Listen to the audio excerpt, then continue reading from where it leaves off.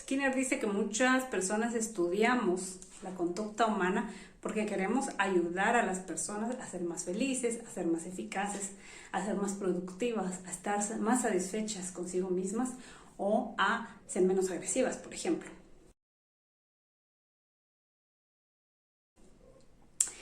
Responder a esta pregunta ha sido una necesidad grandísima en la historia de la humanidad, y de la fuerza de esta necesidad, para querer responderla, nosotros las personas hemos llegado a anticiparnos con unas teorías basadas sobre todo, al principio, en la superstición y en la fantasía.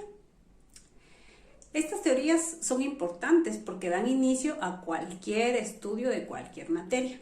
Por ejemplo, antes de la astronomía estaba la astrología, antes de la química estuvo la alquimia. Y pues la psicología corre con una historia similar. Estas explicaciones las conoceremos como precientíficas porque están antes de la ciencia. En su libro Ciencia y Conducta Humana, Skinner hace una división entre, por ejemplo, las teorías precientíficas, entre las teorías que se consideran populares, las explicaciones populares del comportamiento humano. Básicamente, en donde pues cualquier cosa que coincida justamente con la conducta puede ser tomada como explicación. A esto le podemos poner el ejemplo de coincidentemente cuál era la posición de los astros cuando la persona nació, cuál es la sumatoria del número de las calles en donde vive, ¿verdad? Cuál es la sumatoria del número de letras que tiene su nombre, y eso lo toman como una explicación de la conducta, ¿verdad? Hay miles de ideas populares sobre la conducta humana y creo que todos conocemos más de alguna. También Skinner, en el capítulo 3 del mismo libro, menciona las teorías que tienen que ver con la estructura corporal.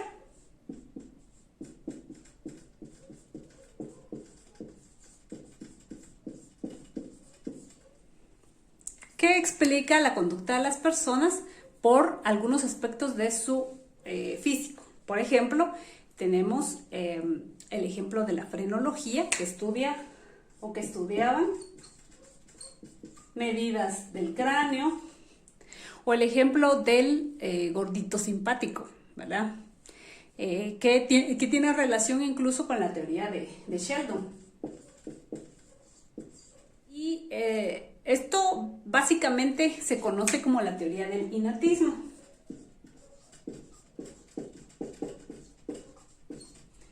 Esta teoría se basa en que creemos que una persona se comporta de determinada forma, pues porque así nació, ¿verdad? Pero actualmente sabemos que, por ejemplo, los aspectos genéticos y hereditarios predisponen, pero no definen a una persona. Valga decir que en este tipo de teorías de estructura corporal también se desprenden otras teorías, como puede ser la del carácter criminal y la PNL, que aunque intenten ser un poquito más sofisticadas, siguen teniendo ciertas carencias para considerarse científicas. Por último, tenemos las explicaciones que se basan en causas internas.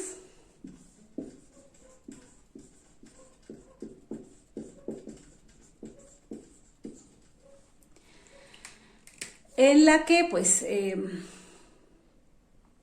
tenemos ciertos problemas, pues estas teorías se basan en la idea de que hay fuerzas internas o hay cuestiones que no pueden ser observadas que conducen o que causan la conducta. Por ejemplo, podemos hablar de teorías como la motivación, palabras como la personalidad, palabras como el talento, que no son realmente una explicación de por qué las personas se comportan como se comportan, sino más bien son nombres o etiquetas que le hemos colocado a conductas o grupos de conductas. También hay otros tipos de explicaciones basadas en las causas internas, que son básicamente las explicaciones en causas nerviosas, es decir, al cerebro, a las neuronas, a los neurotransmisores, que aunque la importancia del conocimiento de este tipo de aportes científicos de otras disciplinas es grandísima, la verdad es que esto no explica la causa de las conductas, sino que son medios por los cuales la conducta sucede o que permiten que la conducta suceda. Pero no necesariamente van a ser una explicación de por qué la persona hace lo que está haciendo. Aunado a esto, pues podemos tener dentro de nuestro conocimiento las teorías científicas del comportamiento humano o las explicaciones científicas.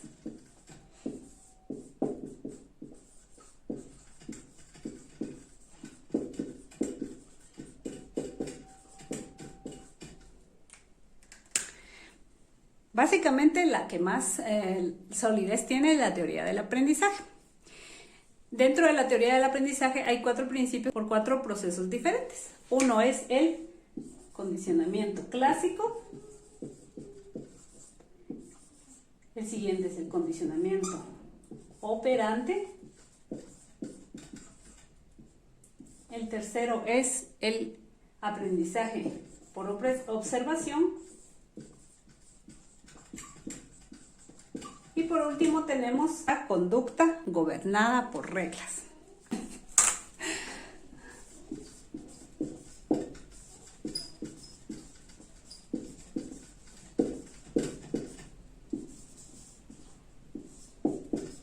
Que la estaremos profundizando a lo largo de este curso y cómo es que los principios del aprendizaje se pueden